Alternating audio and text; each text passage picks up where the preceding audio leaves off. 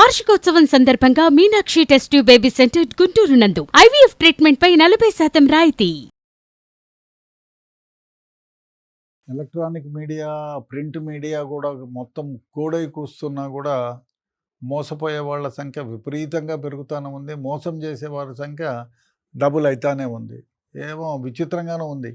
ఏమి ఫ్రెండ్షిప్ కాకుండా ఎవరో ఒక కాల్ చేస్తారు, ఒక అమ్మాయి మాట్లాడుతుంది. ఇది నాకు తెలిసిన ఒక వ్యక్తికి జరిగిన సంఘటన. ఫోన్ వస్తుంది, ఆయన మిడిల్ ఏజ్డ్ మాన్. ఫోన్ వస్తే మాట్లాడితే అది ఇది మాట్లాడింది. మీరు ఏం చేస్తారు అంకుల్ అంటే ఆయన ఏదో ఆయన వృత్తి గురించి చెప్పాడు. అవునా, వెరీ గ్రేట్ అని ఇది మాట్లాడింది. సరే, మీరు చాలా బాగా మాట్లాడతారు అది ఇది మాట్లాడి, మీరు ఎక్కడ ఉంటారు ఏం కథ అంటే నేను ఇక్కడ ఉంటానంటే, అయ్యో నేను ఇక్కడ ఉంటాను, మాకు చాలా దూరము, నేను ఢిల్లీలో ఉంటాను, ఢిల్లీలో నార్త్ అవెన్యూలోను ఏదో చెప్పింది. ఆయన నమ్మినాడు. మీరు ఢిల్లీకి రండి ఒకసారి, చాలా బాగా నారాయణ ఏదో చెప్పినాడు. అయిపోయింది, ఒకరోజు అయిపోయింది. మరో సాయంత్రం ఫోన్ చేసి ఇంకొక రకంగా మాట్లాడడం మొదలుపెట్టింది. ఈయన మాట్లాడినాడు.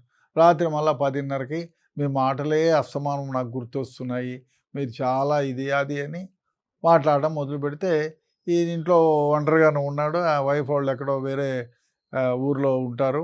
ఈయన మాట్లాడడం మొదలు పెడితే ఆమె మాట్లాడి మీరంటే నాకు చాలా ఇష్టం, బాగున్నారు, అట్లా ఇట్లా అంటే, సరే వీడు మోసపోయి ప్రపంచంలో లేని విషయాలన్నీ చెప్పేసినాడు. సరే అని పండుకున్నాడు. మరుసటి రోజు మళ్ళీ పగులుపూట స్నానం రాత్రి 11:30కి ఫోన్ చేసింది.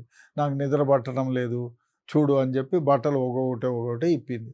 ఈయన చూస్తా కూర్చున్నారు. నన్నే ఇప్పి చూపించింది, అన్నీ అయిపోయింది. నేను బాగున్నానా, నేను నచ్చినానా అంటే, బాగున్నావు. ఆయన బుద్ధిలోనుడు ఎందుకమ్మా బట్టలు వేసుకో అని చెప్పేసి ఉంటే పోతూ ఉండే.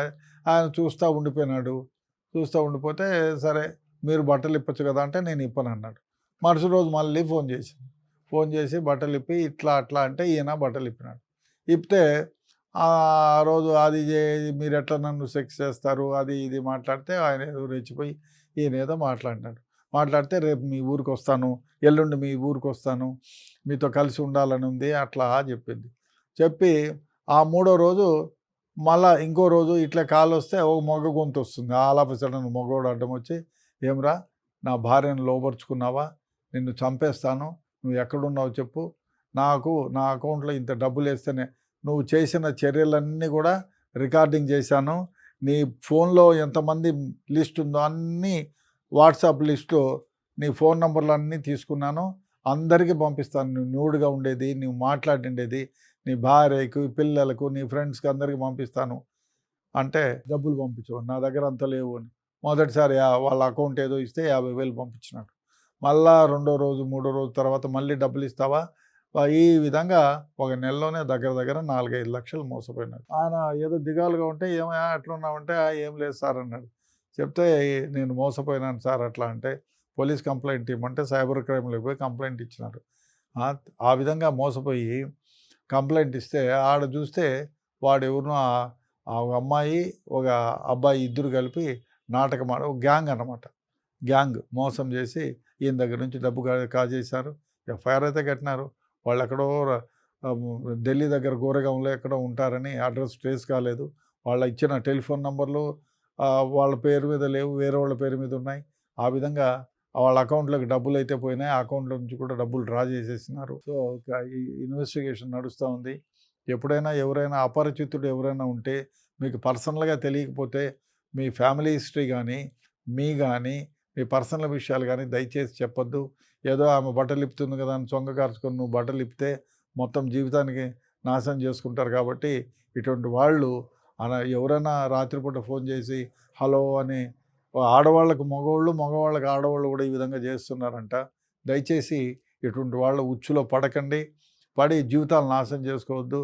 ఒకవేళ ఆ విధంగా ఇమ్మీడియట్గా ఏదైనా మీరు వేరే ధ్యాసలో ఉండి పొరపాటున మాట్లాడితే అది రికార్డింగ్ చేసి మిమ్మల్ని ఇబ్బంది పెడతారు. అదేవిధంగా కూడా చాలామంది మీ ఇంటికి వస్తాము, మీ ఇంటి అడ్రస్ చెప్పండి, మీరు నాకు డబ్బు, ఇంకో విషయం కూడా జరిగింది దీంట్లో, నా అకౌంట్కి డబ్బులు పంపించండి అని చెప్తే, ఏదో కష్టాల్లో ఉన్నానని చెప్తే ఎంతో 500 1000 పంపిస్తే, నేను మళ్ళీ మీ అకౌంట్కి పంపిస్తున్నాను, బ్యాంక్ అకౌంటు మీ డీటెయిల్స్ అన్నీ చెప్పని చెప్తే అది 500కి బదులు 2000 ఎంతో వేసింది. మొత్తం ఏదో నంబర్ వస్తుంది, ఆ నంబర్కి నంబర్ చెప్పి నా డబ్బులు వచ్చినాయా, ఆ డబ్బులు వస్తే నా దగ్గర మీకు ఆధార్ కార్డ్ నంబర్ చెప్పండి, మేము ఇంకా డబ్బులు ఎక్కువ ఉంది నా దగ్గర వచ్చేసినాయి వేస్తానని చెప్తే ఇంకో ఆధార్ కార్డ్ నంబర్ ఇస్తే మొత్తం ఓటీపీ ఒకటి వచ్చింది. ఓటీపీ వచ్చింది అంకుల్ అంటే వచ్చిందన్నాడు. తీరా చూస్తే ఉన్న బ్యాంక్ బ్యాలెన్స్లో మొత్తం డబ్బులు ఆ రాత్రికే డ్రా అయిపోయినాయి.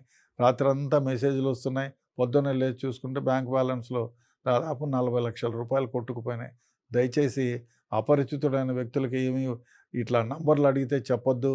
ఏదో వన్ టైం పాస్వర్డ్ చెప్పండి అని చెప్పు, లేకపోతే మీ ఇంటికి సర్వేకి వస్తున్నామనో ఈ విధంగా ఏదో చెప్పి, ఇప్పుడు ఈ సర్ కూడా ఒక కొత్తగా వస్తున్నారు ఇంట్లోకి, వాళ్ళకు కూడా అయ్యా ఫారమి నేను సంతకం పెట్టి రాసి మీకు ఇస్తానని చెప్పండి, డీటెయిల్స్ ఇవ్వద్దు, మీ ఆధార్ కార్డు ఇవ్వద్దు. మీకు ఏదన్నా వన్ టైం పాస్వర్డ్ అని ఎవరన్నా అడిగితే మీరు ఈ విధంగా పార్సల్స్ వాళ్ళు కూడా అదే మాట అడుగుతున్నారు ఈ మధ్య. వాళ్ళు కూడా చాలామంది మోసం చేశారు. కాబట్టి పాస్వర్డ్స్ కానీ మీ బ్యాంక్ డీటెయిల్స్ కానీ ఎట్టి పరిస్థితుల్లో ఇవ్వకండి. ఇస్తే మీ డబ్బులు ఖాళీ అయిపోతాయి, మీ బ్యాంక్ బ్యాలెన్స్లు కూడా ఖాళీ అయిపోతాయి.